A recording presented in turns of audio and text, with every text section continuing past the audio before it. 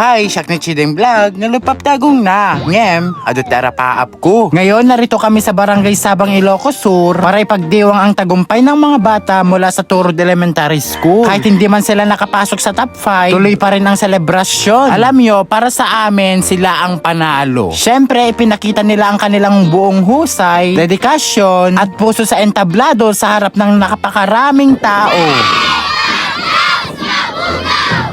Lubos ang aming pasasalamat bilang artist nila dahil napabilang kami bilang isang pamilya dito. Alam nyo, hindi na sayang ang mga pagod at sakripisyo dahil kitang-kita naman ang galing at pagsisikap ng bawat bata. Para sa amin, tunay silang mga panalo sa mga mata ng mga tao na nakasaksi ng kanilang performance. Kaya naman, narito tayo ngayon upang magdiwang, magsama-sama at magbahagi ng saya.